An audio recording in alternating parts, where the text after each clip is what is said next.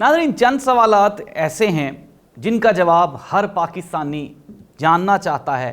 میرے جاننے والے جتنے دوست احباب ہیں وہ سب یہی سوال مجھ سے بار بار پوچھتے ہیں۔ ان سوالات میں ایک سوال جو سب سے بڑا، عمران خان کا کیا بنے گا؟ کیا پاکستان واپس اپنی استحکام کی جانب، مضبوطی کی جانب، کیا مستحکم پاکستان واپس دوبارہ بحال ہوگا یا نہیں ہوگا؟ اگر نہیں ہوگا تو آنے والے دنوں میں کیا حالات ہوں گے؟ ناظرین، وہ تمام سوالات جو آپ کے دماغ میں ہیں، عمران خان یہاں رہے گا، لندن چلا جائے گا، اس کو یہ سزائے موت دیں گے، پھانسی پہ لٹکائیں گے یا چھوڑ دیں گے، یہ سب کچھ اور بہت کچھ میں آپ کو بتاؤں گا آج کے پروگرام میں۔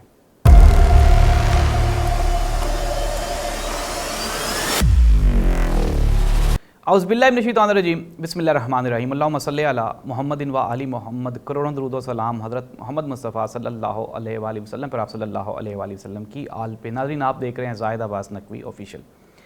ناظرین، کسی بھی چیز کو سمجھنے کے لیے اس کا بیک گراؤنڈ جاننا انتہائی ضروری ہوتا ہے۔ ناظرین، اگر ہم بات کریں کہ 2013 میں جب الیکشنز ہوئے تو ان الیکشنز میں پاکستان مسلم لیگ نون نے ایک کامیابی حاصل کی اور میاں محمد نواز شریف صاحب تیسری مرتبہ وزارت عظمیٰ کے عہدے پر فائز ہوئے۔ ناظرین، میاں محمد نواز شریف صاحب نے اپروکسیمیٹلی اپنے ٹینیور کا 3.5 سال کا ٹینیور جو تھا وہ خوش اسلوبی سے پورا کیا، لیکن اس کے بعد معاملات خراب ہونا شروع ہو گئے۔ میاں محمد نواز شریف صاحب کے خلاف کیسز آئے، پاناما آیا اور اس میں ان کی نااہلی، پھر اس کے بعد انہی کی حکومت کے شاہد خاقان عباسی صاحب کو وزارت عظمیٰ کے عہدے پہ بٹھایا گیا اور حکومت ان کی ہی رہی۔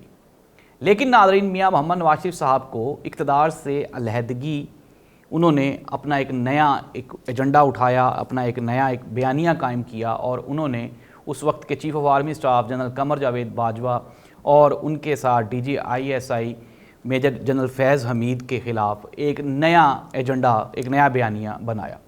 میاں محمد نواز شریف صاحب کچھ ڈیلز کر کے پاکستان سے لندن چلے گئے اور بہانہ بنایا گیا کہ ان کی طبیعت خراب ہے اور وہ شدید علیل ہیں۔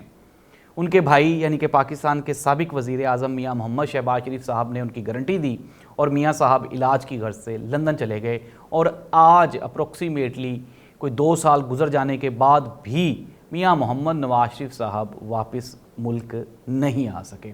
اچھا، خیر، یہ تو ایک کہانی ہے۔ اب یہ کہانی پاکستان مسلم لیگ نون کی ہے۔ ناظرین، اس کے بعد میاں نواز شریف صاحب نے لندن بیٹھ کے، اور محترمہ مریم نواز صاحبہ نے لندن یا پاکستان میں رہتے ہوئے، اور مسلم لیگ نون کے نامور اور بڑے عہدیداران نے پاکستان آرمی اور اس وقت کے army chief general Qamar Javed Bajwa, Faiz Hamid کے خلاف شدید بیانیہ بنایا۔ انہوں نے ہر پلیٹ فارم پہ پاکستان آرمی کو اور پاکستان کے قانون نافذ کرنے والے ہر ادارے کو انہوں نے کرٹیسائز کیا اور کہا کہ ہماری حکومت ختم کرنے میں، میاں صاحب کو ہٹانے میں ان کا کلیدی کردار ہے اور یہ پاکستان میں استحکام نہیں چاہتے۔ ناظرین، سٹوری یہاں پہ مکمل نہیں ہوئی۔ اس کے بعد پاکستان تحریک انصاف کا اقتدار، عمران خان کا وزیر اعظم بننا، اور پھر عمران خان کی نااہلی تک، یعنی کہ ان کی وزارت عظمیٰ سے چھٹی، پھر جیل تک جانے کا سفر، یہ بھی سیم وہی کہانی ہے۔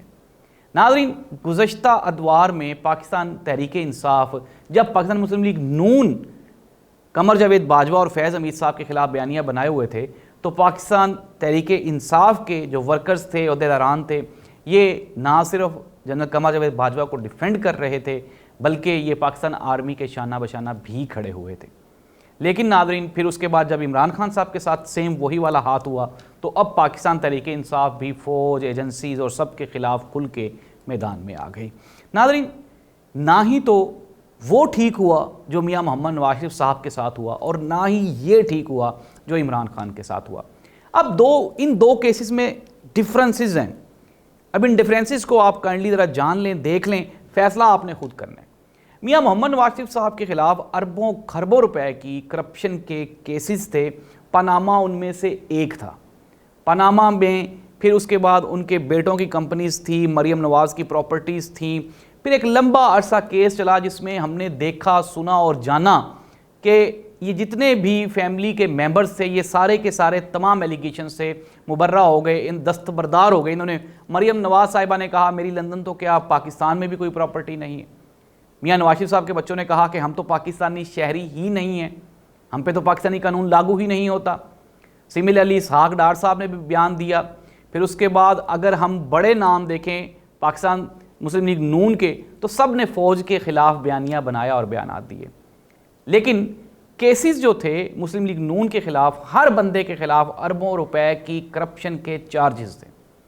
یہ تو کہانی کا ایک رخ ہے۔ اب یہ سیم جو پیٹرن کھیلا گیا پاکستان تحریک انصاف کے خلاف، عمران خان کے اوپر آج تک بھی کوئی ایلیگیشن نہیں ہے۔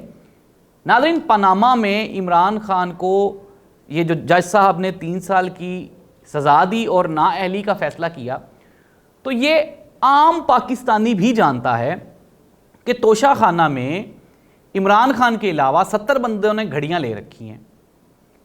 ہزاروں کی تعداد میں ایسے لوگ ہیں جو توشہ خانہ سے مستفید ہوئے ہیں، لیکن آج تک کبھی کسی کو بھی سزا نہیں ہوئی۔ تو یہ ایک سوالیہ نشان کہ عمران خان کو ہی سزا کیوں؟ یہ اندھا گونگا بہرا ہر انسان جانتا ہے کہ عمران خان کو سزا میرٹ پہ نہیں دی گئی، بلکہ صرف اور صرف بدلہ لینے کے لیے دی گئی ہے، اور اس کے پیچھے طاقتور حلقے آج بھی بیٹھے ہوئے ہیں اور اس کو سپورٹ کر رہے ہیں۔ ناظرین، اب ہم آتے ہیں پاکستان کے جوڈیشل سسٹم کی جانب۔ عمران خان کی ہائی کورٹ میں اپیل ہے اور معزز چیف جسٹس ہائی کورٹ عامر فاروق صاحب کی طبیعت خراب ہے۔ ناظرین، عامر فاروق صاحب وہی جج ہیں جن کے خلاف عمران خان نے کہا تھا کہ میں نہیں چاہتا کہ میرے کیسز یہ بندہ سنے، اور ناظرین یہ قانون میں شامل ہے کہ اگر ایک بندہ ایک جج پہ عدم اعتماد کر رہا ہے تو اس کا کیس کسی اور جج کو ٹرانسفر کر دیا جائے۔ لیکن ناظرین، پاکستان میں کون سا قانون کون سا آئین؟ یہاں پہ کوئی قانون نہیں ہے، کوئی آئین نہیں ہے، لیکن جج صاحب جو ہیں وہ مستقل لگاتار چھٹی پہ ہیں اور وہ عمران خان کا کیس سننے سے قاصر ہے۔ اب یہ بھی عام پاکستانی جانتا ہے کہ یہ سب کچھ کیوں ہو رہا ہے اور اس کے پیچھے کون ہے۔ ناظرین، میں نے کہانی صرف آپ کو سنانی ہے کیونکہ میری بھی جرت اتنی نہیں ہے کہ میں آپ کو اس میں اپنی رائے دے سکوں، فیصلہ آپ نے خود کرنا ہے۔ اب آتے ہیں کہ عمران خان کو اٹک جیل میں رکھا گیا، جبکہ عمران خان کو رکھا جانا تھا اڈیالہ جیل میں۔ اڈیالہ جیل میں منتقل نہیں کیا جا رہا، اٹک میں رکھا جا رہا ہے۔ 6/9 کا ایک چھوٹا سا مختصر سیل دیا گیا جس میں کوئی فیسلٹیز نہیں ہیں۔ اب کوشش یہ کی جا رہی تھی کہ کسی نہ کسی طرح سے، جس طرح سے سابقہ جو حکمران تھے میاں محمد نواز شریف صاحب یا پیپلز پارٹی کے دور میں، کہ یہ بندہ ڈیل کرے گا اور ملک سے باہر چلا جائے گا، کوشش یہ کی گئی کہ عمران خان کو کسی اس طرح کی ڈیل پہ راضی کر لیا جائے جس سے یہ ملک چھوڑ کے چلا جائے۔ لیکن عمران خان نے نہ صرف وہ ڈیل ایکسیپٹ کرنے سے انکار کر دیا ہے، بلکہ وہ کہتا ہے میرا جینا مرنا پاکستان میں ہے۔ ناظرین، عمران خان کے ساتھ کیا ہوگا اس کا فیصلہ وقت کرے گا، لیکن جو کچھ بھی ہو رہا ہے وہ خلاف قانون اور مبرہ آئین ہے۔ نہ ہی تو آئین میں اس کی کوئی گنجائش ہے، نہ ہی قانون میں۔ پاکستان تحریک انصاف نے انٹرنیشنل کمیونٹی کو عمران خان کی موجودہ حالت کی طرف توجہ دلانے کے لیے ایک نئی کمپین کا آغاز کیا ہے۔ ناظرین، یہ کوئی آئین اور قانون نہ ہی آپ کی خود مختاری کے خلاف ہے۔ جب آپ کو انصاف ملنے کی امید اپنے سسٹم سے کم ہو تو آپ باہر کی طرف دیکھتے ہیں، اور ہماری یہ بدقسمتی ہے کہ پاکستان میں پاکستانیوں کی نسبت باہر کی آواز زیادہ سنی جاتی ہے، اور شاید پاکستان تحریک انصاف یہی کوشش کر رہی ہے کہ عمران خان کو یہ سارے بھونچال سے نکالا جا سکے۔ ناظرین، یہ ہے میاں محمد نواز شریف اور عمران خان کے کیسز میں فرق۔ نواز شریف صاحب لندن چلے گئے، یہاں سے ڈیل کر کے 2 مرتبہ گئے، ایک مرتبہ مشرف صاحب کے دور میں اور ایک مرتبہ ابھی عمران خان کے دور میں۔ عمران خان یہاں سے جانے کو تیار نہیں ہے۔ ناظرین، 90 دن میں الیکشن ہونے تھے پنجاب اور KPK میں، لیکن آج اس بات کو پاکستان جو ہماری سپریم کورٹ آف پاکستان ہے، جج صاحب نے فیصلہ دیا تھا 14 جولائی والا، وہ فیصلہ آج بھی وہیں کا وہیں کھڑا ہے، لیکن الیکشنز نہیں ہوئے۔ ہمارا جو الیکشن کمیشن ہے جس کا مقصد ہی صرف اور صرف الیکشن کروانا ہے، وہ کہتا ہے کہ میں الیکشن 90 دن میں نہیں کروا سکتا۔ تو ناظرین، یہ ہماری عدالتیں، ہمارے طاقتور حلقے، ہمارا سسٹم، یہ سارے کا سارا آپ کے سامنے ہے۔ میں کچھ نہیں کہہ رہا، میں تو گونگا ہوں، بہرا ہوں، اندھا ہوں، نہ ہی مجھے کچھ دکھائی دیتا ہے، نہ ہی کچھ سنائی دیتا ہے، میں تو بول بھی نہیں سکتا، میں نے کچھ بھی نہیں بتانا، فیصلہ آپ نے خود کرنا ہے۔ ناظرین، یہ سسٹم کب تک چلے گا؟ ہم کس طرح سے اس ٹوٹے پھوٹے نظام کے سہارے رہیں گے؟ پاکستان میں 6 لاکھ سے زیادہ نوجوان باہر کے ملک اڑ چکے ہیں اور 6 لاکھ سے زیادہ تیاری میں بیٹھے ہیں۔ ایک وقت آئے گا جب ہم لوگوں کی منتیں ترلے کریں گے کہ اللہ نہ آئے، اتھو نہ جاؤ، لیکن ہمارے پاس سوائے گدوں کے اور کچھ بھی نہیں بچے گا۔